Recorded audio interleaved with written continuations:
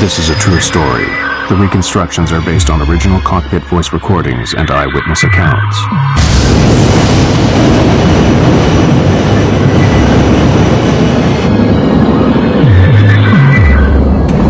I can't see anything. Damn, we're off course. No, I can't see it. Way off. On June 1st, 1999, as an American Airlines jet prepared to land amid fierce thunderstorms, passengers knew they were flying into trouble. I don't know what made me aware, so doggone aware, that we were going to have a problem. Oh, no! Within minutes, their worst fears would be realized. Other one! Other one! Other one! Other one!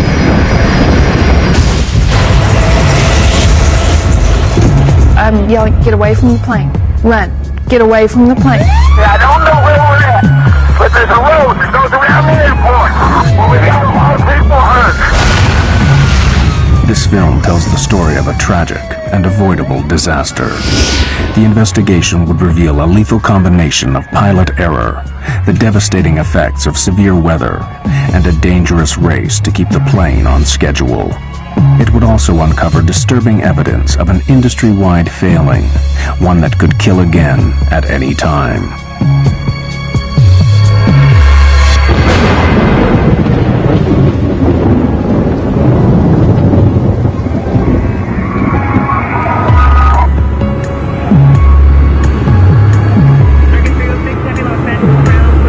Despite reliable aircraft and extensive training, modern airlines and their crews face unprecedented pressures.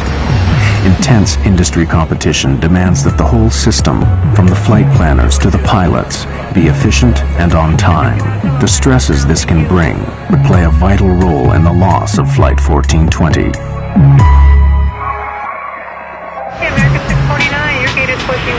For a large operator like American Airlines, the pressures begin with the complex task of scheduling their vast fleet. Dispatchers direct the planes around the world in a carefully choreographed dance.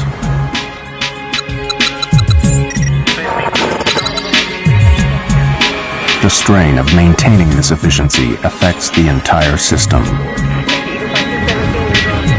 Of course, competition has become very intense, a lot of pressure on the dispatchers, pilots, flight attendants, and basically the whole infrastructure to accomplish the mission and make a dollar. Every effort is made to ensure that nothing disrupts these fragile schedules. But there is one variable that no airline can control: the weather.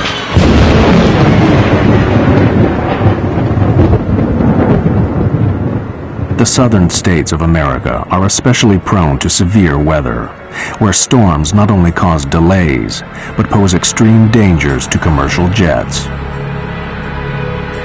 Delays, scheduling problems, and fierce thunderstorms would all conspire to turn a routine flight into a terrifying race against time.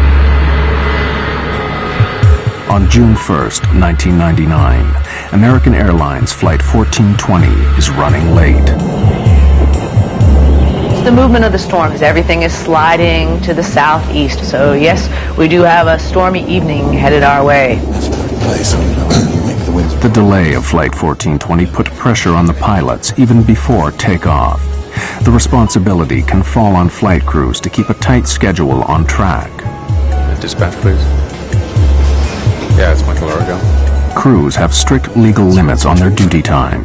The first officer warned the dispatcher that they were in danger of running out of time. Sure, duty time limit at around 11:16. The flight had to take off within the next hour or be canceled. And the pilots also became aware of another pressure caused by deteriorating weather near their destination. The pilots had a weather briefing that they got before they departed Dallas-Fort Worth, which provided the forecasts, the weather alerts. The dispatcher and the captain preparing for the flight looked at the weather information and thought they could get to Little Rock before the thunderstorms impacted. The 139 passengers just wanted to get home. I was traveling with my son and my daughter. We were coming home from our vacation. It was my daughter's first flight. The plane was late and there were a lot of delays, of course. It was tiring, it was frustrating, it was late at night. They soon began to sense that Flight 1420 was racing against the weather. As they called for us to board the plane, and they wanted us there and just to get on really quickly. Just get on, sit down, put your seatbelt on, we're going. They did mention that there was bad weather between us and Little Rock. They wanted to get ahead of the bad weather coming into Little Rock. Finally, over 2 hours behind schedule, Flight 1420 leaves Dallas. Unknown to the crew, the storms are already moving towards Little Rock. 40 minutes later, Flight 1420 is 100 miles from its destination. At this point, the voice recorder transcript reveals a calm and steady cockpit routine. American 1420, you gonna still want lower? So far, it's okay. So far, so good, ma'am. American 1420 will let you know. The first officer on American 1420 was a new hire. He had just recently completed training, and he had been paired on one of his first trips with this management captain. So now you had a very experienced pilot sitting in the left seat with the company, paired with a relatively new hire. Bushman and Oragel are clearly relaxed as they plan their approach and landing. 25 for 24, set and armed. Think this stuff's gonna work out pretty well? Yeah, we're almost down to max landing weight. There's a moon out. Or a spaceship. Oh, it's the mothership. Center pump's coming off. All right. The pilots are keeping a close eye on the storms ahead. Onboard weather radar scans a cone-shaped area of sky in front of the plane. Potentially severe storms show up in red. There's your big watt diddly. Yeah, we gotta get over there real quick.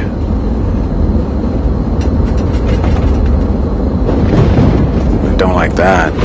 That's lightning. Sure is. The American Airlines dispatcher issued an update on the shape and formation of the thunderstorms. Right now on radar, there's a large slant to Little Rock. Thunderstorms are on the left and right, and Little Rock is in the clear, sort of like a bowling alley approach. Thunderstorms are moving east-northeastward towards Little Rock, and they may be a factor for our arrival. I suggest expediting our arrival.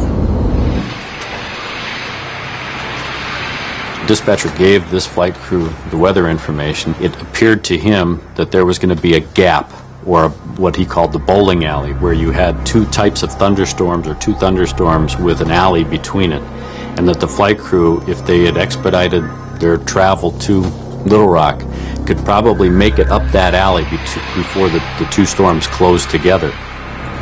As Flight 1420 descends, the plan to beat the storms is about to go seriously wrong.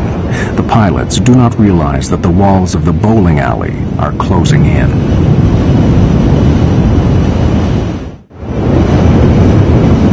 The route flown by American Airlines Flight 1420 is flanked by treacherous thunderstorms, a corridor the pilots call the bowling alley.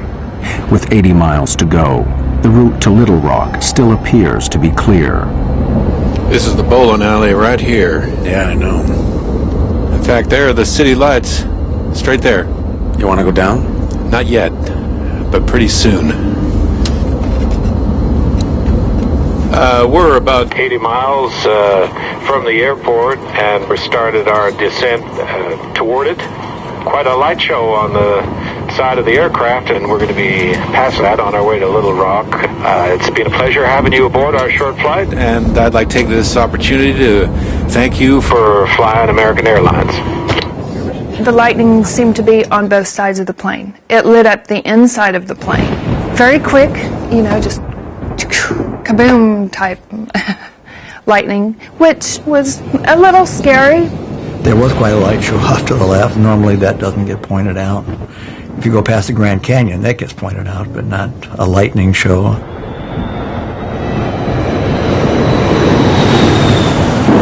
As the plane descends, transcripts of the cockpit voice recordings show that the pilots are aware of rough weather ahead. Just some lightning straight ahead. I think we're going to be okay, though. right there. Yep, right down the bowling alley. As my friends would say, California cool. Cool. Peachy. Exactly. 1420 at 11.3 for 10,000. When the pilots contact the air traffic controller at Little Rock, he gives the first of a series of alarming weather alerts. We've got a thunderstorm just northwest of the airport moving through the area now. Wind is 280 at 2.8, gusts 4.4, and I'll have new weather for you in just a moment, I'm sure. Gale force winds are gusting up to 50 miles per hour, enough to blow tiles off a rooftop. High winds pose a severe hazard for Flight 1420. Crosswinds make it difficult to control the plane on landing. The pilots must quickly determine if they are within safe limits. They calculate the strength of the crosswind from its angle to their final approach. All right, so that's 280 at 4.4. Gusts at 44. Right. Near the limit. Well, it's 40 degrees off. I mean, you're not out of the limit because of the angle, but that's pretty close.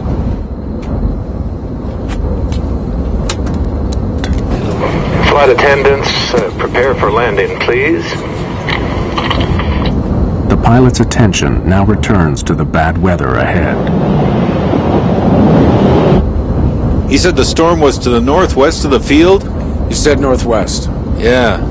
Lightning strike, you said storm. But the task of tracking the storms is made more difficult by the lack of sophisticated radar at Little Rock. American 1420, your equipment's a lot better than what I have. How's that final for 2-2 left looking? What's that?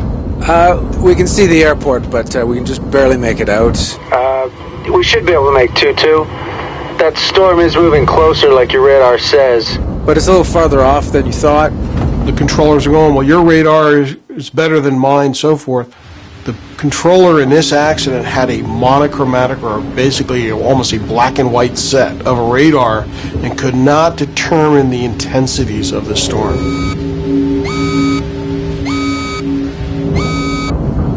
The controller calls in with more bad news. Wind shear is a sudden change of wind direction over a short distance. It is one of the most feared elements of a severe thunderstorm.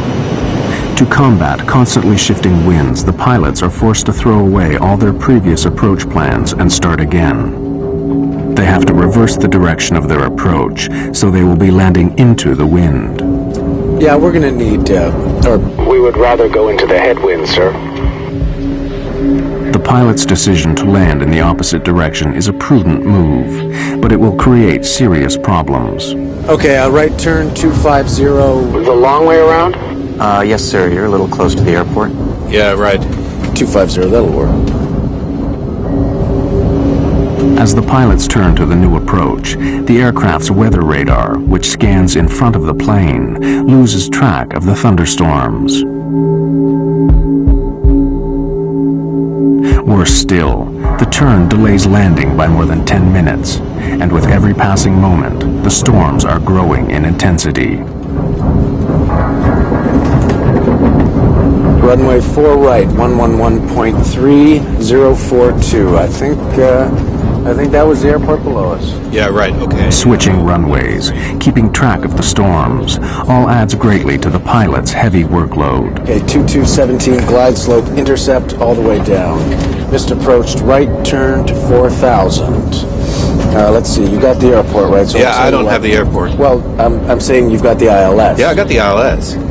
Airline pilots, they make their money when they're flying into bad weather. When the weather goes down, now all of a sudden the workload starts to increase because you have to factor in low clouds, rain, lightning, thunderstorms, wind. All of these elements start to bombard you the closer you get into the airport environment.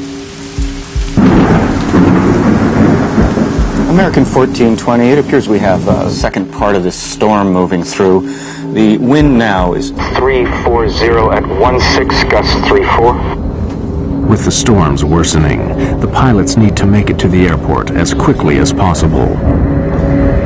You want to accept the short approach, keep it tight? Yeah, but if you can see the runway, because I don't quite see it. Yeah, it's right there. All right. See it? You just point me in the right direction, I'll start slowing down. Give me flaps 11. The transcripts now reveal rising confusion on the flight deck as the captain struggles to fix the position of the airport. Okay, did you notice something? Did you see the airport there? Where? There, okay, right. You're on a base for it, okay? It's right there. Well, I'm on a base now? It's like a dog leg. We're coming in, and there it is, right there. I lost it. I don't see how we can maintain visual. The pilots now abandon their direct visual approach and request help from Little Rock's instrument landing system. But this delays landing even further. Approach, American 1420. American 1420, yes, sir. Yeah, there's a cloud between us and the airport, and we've lost the field. We're on a vector. Well, basically we're on the last vector you gave us. Which is like a dog leg, it looks like. American 1420, can you fly heading 220? I'll take you out for the ILS.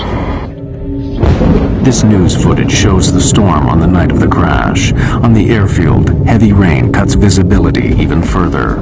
Captain Bushman is getting frustrated. See, I hate droning around visual at night and weather without having any clue where we are. The thing that was really getting to me was I knew we were getting very low. I knew that the rain was not letting up and that we were being jolted around quite heavily. See how we're going right in the middle of this crap. Right. Approach, American 1420. I know you're doing your best, sir, but we're getting really close to this storm, and we'll keep it really tight if we have to. The plane was rocking and rolling at that point. It was pretty doggone unstable. I don't know what made me aware, so doggone aware, that we were going to have a problem. I don't know what did that. As Flight 1420 lines up for final approach, they head straight into the thunderstorm. The crisis for Flight 1420 is about to get even worse.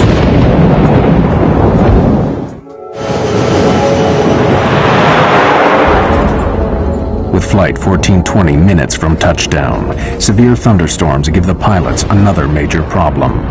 Blinding rain and thick cloud are obscuring the airfield. The visibility on the runway, known as RVR, is only just above the regulation limit of 2,400 feet. We're going right into this. American 1420. Right now we have heavy rain on the airport. I don't have new weather for you, but visibility is less than a mile. And the runway 48 RVR is 3,000. Visibility is down to 3,000 feet. The pilots are unsure if it's safe to land. 3,000? Roger that, 3,000, American 1420. This is 4 right, correct? American 1420, that's correct, sir. And runway 4 right, clear to land. Can we land? 030 at 45, American 1420. 3,000 RVR, we can't land on that. No, 3,000 if what you do look we at... need? No, it's 2,400 RVR. Okay, right. Yeah, we're fine. All right. 15. Landing gear down. And lights, please.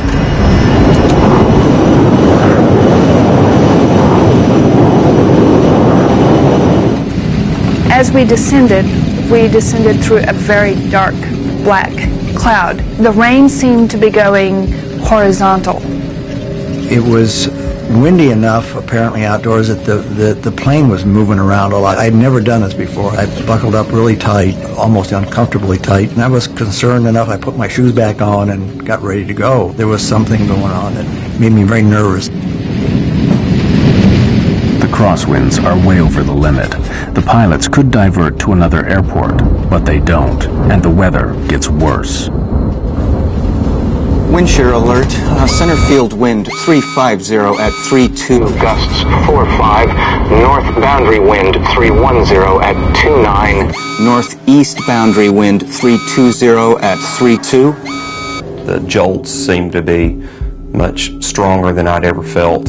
You could tell that the thunderheads were extremely close to the plane. I said words to the effect that if he tries to land in this weather, we'll crash. Flaps 28. Add 20. Then visibility falls drastically below the limit. American 1420, the runway 4 right RVR is now 1,600. Damn! The pilots are rattled. Under pressure, they begin to make mistakes. Can't see anything. Looking for 460. It's there. Couldn't see anything. The wind was throwing the plane around so violently. I think it was enough of a crosswind that I was afraid we were going to land on the wing. We felt like we were going to tip over. I mean, it just felt that bad. You want 40 flaps? Yeah, I thought I called it. I knew the way he was jockeying the plane and the sounds of the engines that he was trying to get lined up for the runway, and I couldn't see it, and I couldn't see it, but I could tell we were close, and I kept thinking, where's the runway? 1,000 feet. 20. 40-40 land. This is a can of worms. Wind is 330 at 28. I'm gonna stay above it a little. There's a runway off to your right. You got it? No. I got the runway in sight. You're right on course. I got it. Stay where I got it. Most of the people at that point in the plane were just holding on really tight, just looking forward. I mean, like rigid. I suspected the worst. I mean, I really did. We might not get down.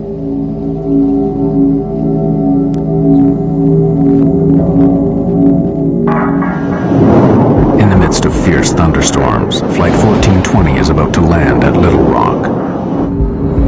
Low visibility and high winds make the final approach treacherous. Wind 330 at 25. 500 feet. Plus 20. Wind 330 at 23. Damn, we're off course. No, I can't see it. Way off. I can't see anything. Got it? Got it! 100 feet. 50 feet. 40. 30. 20. 10.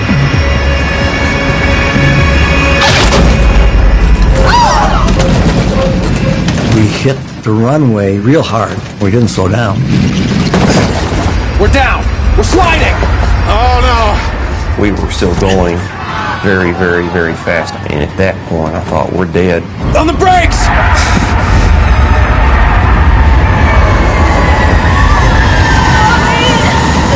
It was just chaos. It was terrifying. Quite literally terrifying. Other one! Other one, other one!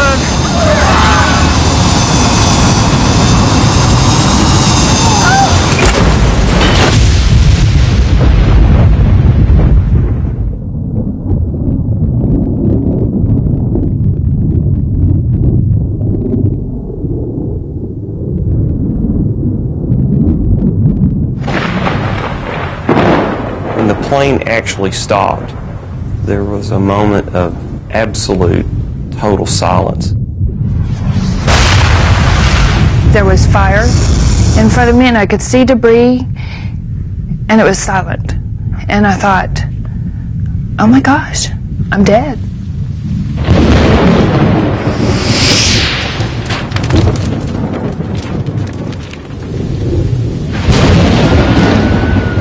Within those minutes, I heard a small scream, and I heard it get louder and louder and louder, like it was on a megaphone. And it hit me, that's my daughter. And it's like, oh, okay, we got to get out of here. You know, we got to do something. The passengers struggled to get out before fire engulfed the cabin. I had a broken scapula, dislocated shoulder, and cracked ribs, and all sorts of stuff going on, but I didn't feel a thing. I just wanted to get out. I was not going to die in that thing. I got out of that plane probably in 10 seconds. It's like being in war. Go, go, go. I'm yelling, get away from the plane. Run. Get away from the plane. Go, go, go.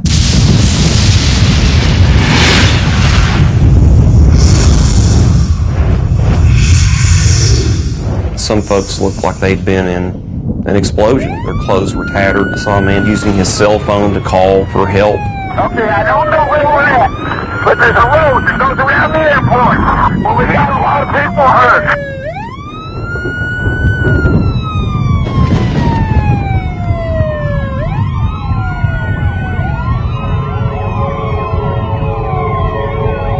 Traveling at almost 100 miles per hour, the aircraft ran off the end of the runway, plowed down a 25-foot embankment, and slammed into a steel walkway. The plane was ripped into several pieces. The wreckage finally came to rest on the muddy banks of the Arkansas River.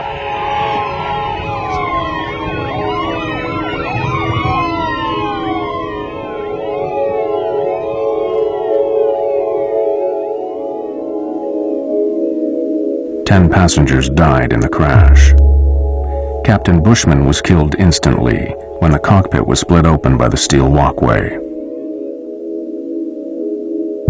It was a shame I hadn't, literally a shame that I had not done more to save people. That's the worst nightmare I have.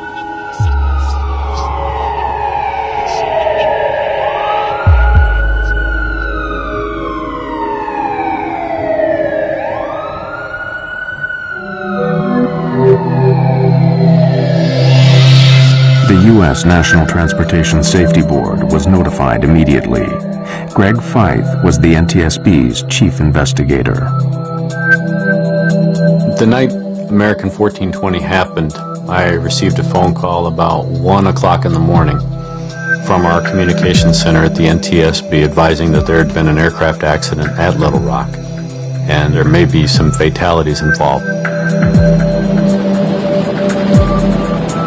Fellow investigator Don Ike was quickly on scene. There's a sense of adrenaline as an accident occurs like this, where you're being launched to the accident scene. And there's a strong urge to get there, to try to find out what happened, to document the facts so we can prevent it from happening. The NTSB set up a command center close to the site. They would spend the next 18 months piecing together the events that led to the crash. We did have a basic idea when we got on scene of what had happened. We just didn't know why. We knew the airplane went off the end of the runway. We knew that the pilots couldn't stop it.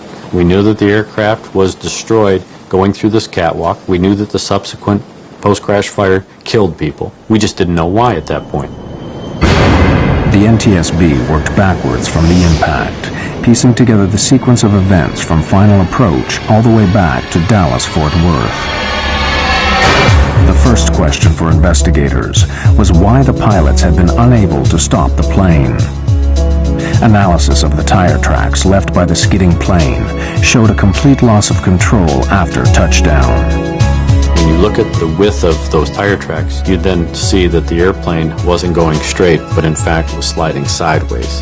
Here you have this machine that weighs 130, 140,000 pounds. It has 100 or so people on it. It is sliding uncontrolled off this runway. Something had gone terribly wrong on landing, and investigators wanted to know why. They questioned the survivors of Flight 1420, who would provide an extremely important clue.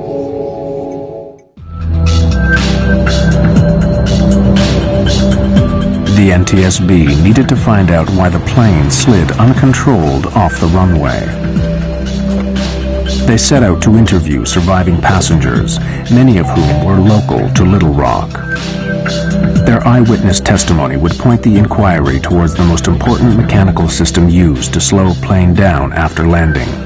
We were really interested in were those passengers that were sitting in a position right near the wings who could look out the windows and tell us whether they saw the ground spoilers deploy. Spoilers are large flaps that flip up on landing, literally spoiling the airflow over the wings. This is necessary to allow braking to take effect.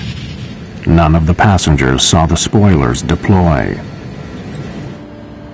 The NTSB compared their testimony with data from the airplane's black boxes. The flight data recorder, which monitors the systems on board during flight, confirmed that the spoilers had indeed failed to deploy. The implications were catastrophic. Flight 1420 had no hope of stopping in time. On the brakes! We're sliding! Oh no!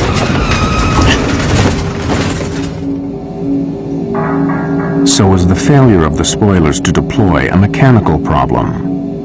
Or in the confusion of final approach, was it pilot error? To find out, the NTSB would make clever use of the cockpit voice recorder, or CVR.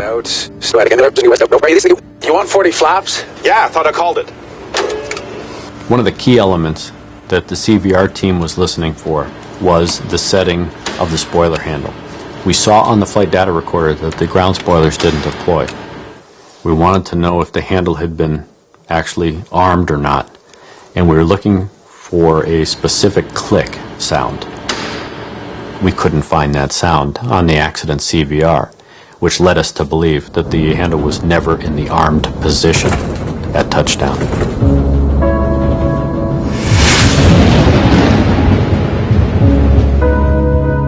Intensely busy in the cockpit, the pilots simply forgot to arm the spoilers. Had they deployed, the MD-80 aircraft might have overshot the runway, but it would have stopped before hitting the catwalk. The pilots had made serious and ultimately fatal errors, but investigators wanted to know why. They suspected that pressures earlier in the flight led to these mistakes. They turned their attention to the weather.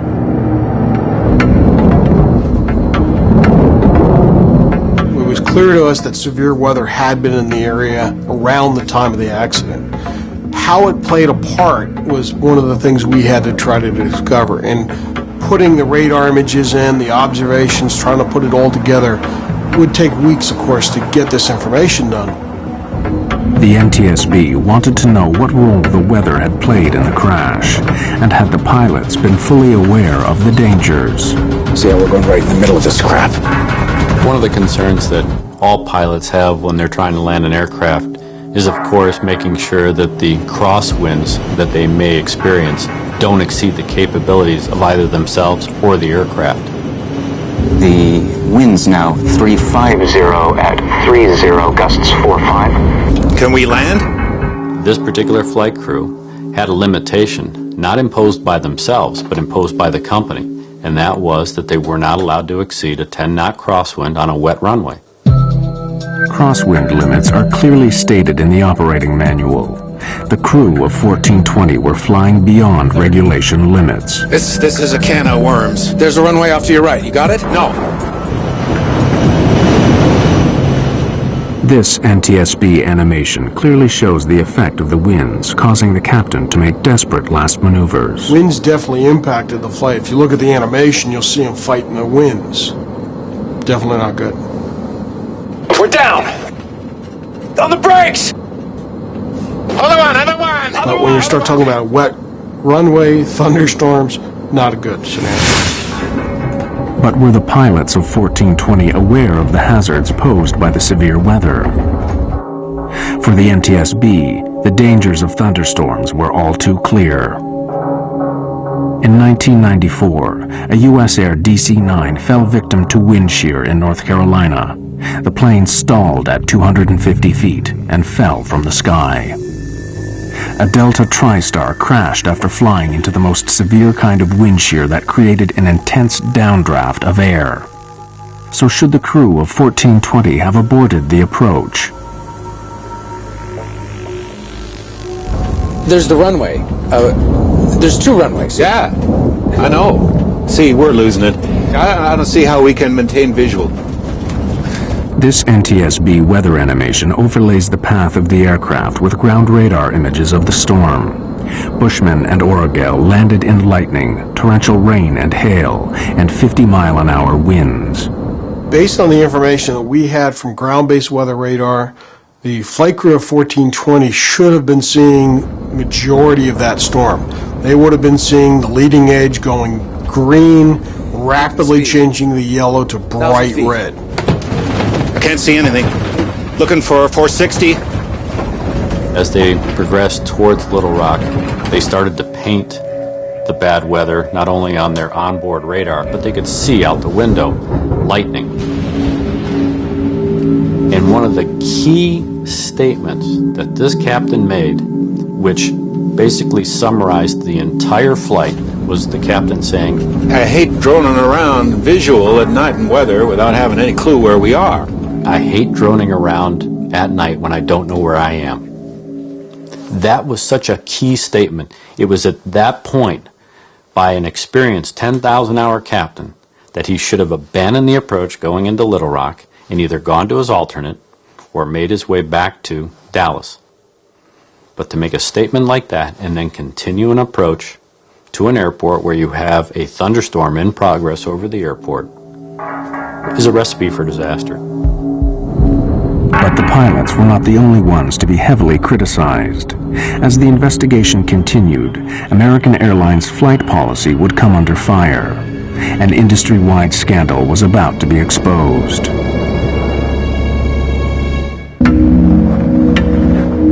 For months after the crash of Flight 1420, the NTSB dug deeper into the circumstances surrounding the Little Rock accident. The question was, who would take responsibility?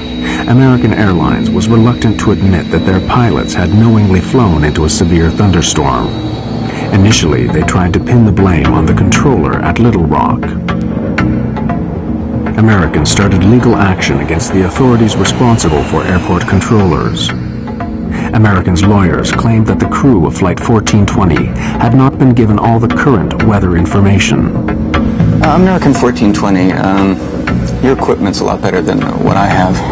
How's that final for 22 left looking? But after interviewing the controller at Little Rock, investigators were unconvinced.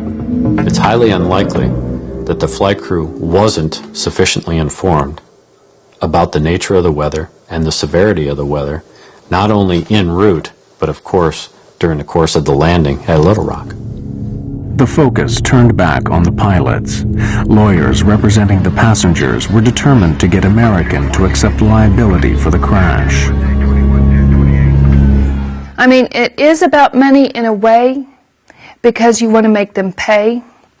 Because I saw the letters that they would write back to my lawyer, minimizing what we had been through, minimizing my daughter's burns, cuts, the psychological effects it had on my son at age 15, and my daughter, and me, and just minimizing everything. So you want to find a way to hurt him. Renee Solomons and many other survivors attended the NTSB public hearings held in Little Rock 8 months after the disaster. With the captain dead, the co-pilot was the first to testify. As we went off the end of the runway, I could see the runway lights coming up, and I knew we were going off the end of the runway. I couldn't see anything in front of us, and all I thought was the gear would collapse, and we would continue to slide. It's got to be okay. And then all of a sudden, I felt the impact. I followed it as close as I could. You bet. I mean, I wanted to know what happened. I went to all of the NTSB hearings. I was outraged. I was mad. For me, they didn't ask him the right questions. You know, I wanted to ask him, what were you thinking? Why did you all play chicken with our lives? The co-pilot's testimony was highly controversial. In his account of the final moments of the flight, he claimed to have told the captain to abort the approach, otherwise known as a go-around. Who can call for abandoning the approach? Either pilot. Did you call for a go-around at any time? Yes, sir, I did. It sounds like after reviewing the tape, you can definitely hear the go and the around. It seems like he talked the same time I did, and I looked over at him, and he brought the airplane back on course. However, when NTSB specialists studied the cockpit voice tapes, they couldn't hear this statement. Damn, we're off course. Oh, I can't see it. We're way off. Even though he stood by that statement, we could never validate it. That led to a controversial finding because we weren't really sure if that took place or not. The NTSB asked tough questions of the co-pilot, but was American Airlines training also at fault? Greg Feith put an American Airlines manager on the stand. What were the company rules for pilots flying near thunderstorms? When asked the question, he basically responded that he just didn't want his pilots flying into that type of weather. Our pilots are forbidden to enter or depart a terminal area blanketed by thunderstorms. To the NTSB, this policy simply wasn't clear-cut enough. Well, that's a very subjective call for a pilot. Pilots need boundaries. You have to set limits. If there's convective activity, that is thunderstorm activity, it's within 5 nautical miles of the airport. There's lightning, there's wind shear. Don't go there.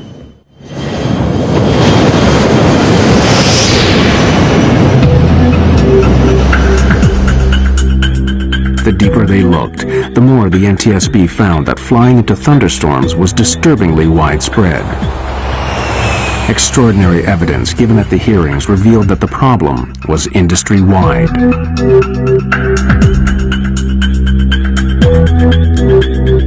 Experts from MIT spent weeks recording the flight paths of planes landing at Dallas-Fort Worth. They waited for thunderstorms and watched how pilots reacted. Their animation plots the planes coming into land, overlaid with radar images of the storms. Anything yellow or orange is a potentially severe thunderstorm. Of the 2,000 encounters with thunderstorms, 2 out of 3 pilots flew into the storm and landed their aircraft.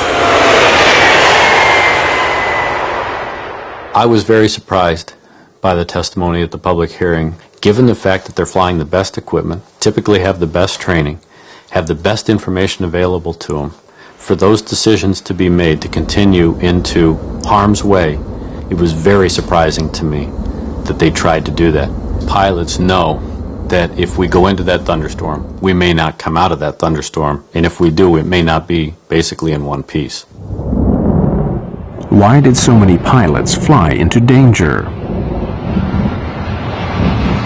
The MIT researchers found pilots were more reckless if they were behind schedule, if it was night, and if aircraft in front of them were also flying into bad weather. In the Little Rock case, 2 of those 3 elements were present.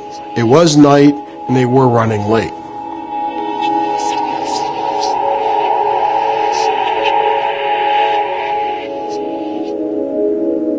The MIT investigation was chilling evidence that the crash at Little Rock was part of a much wider problem.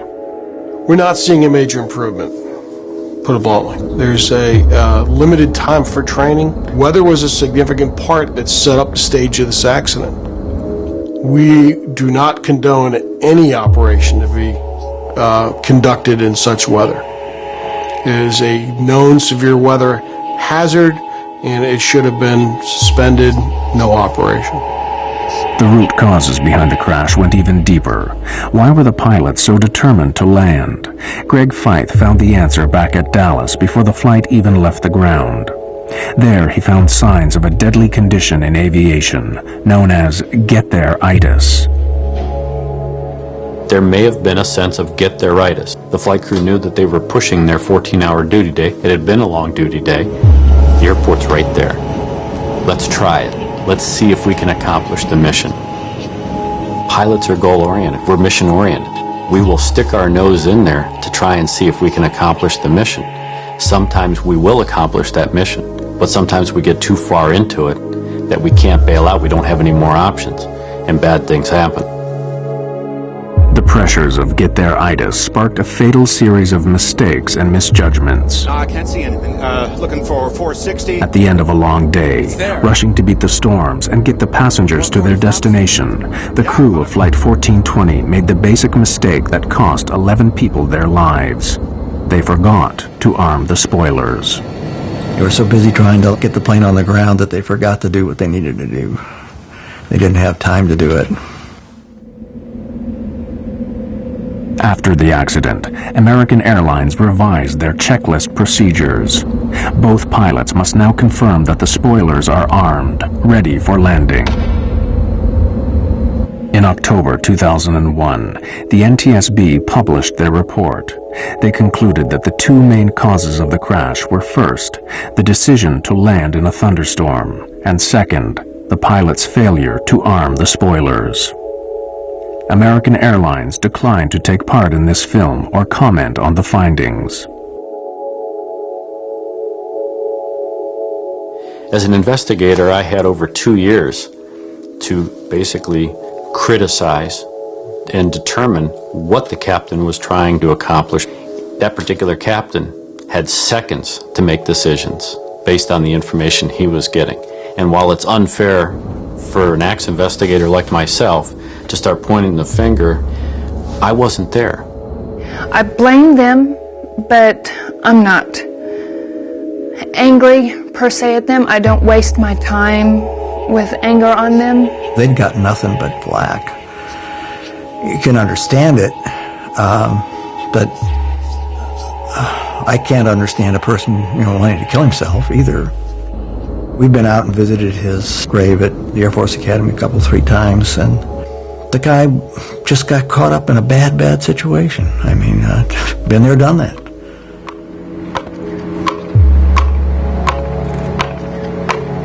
One year after the crash, the survivors of Flight 1420 gathered at the site to remember those who died.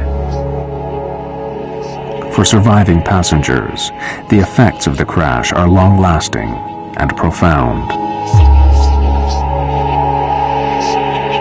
We, as a family, worked long and hard to work through it. We had many talks. It blew apart a lot of relationships. You find out who your real friends are.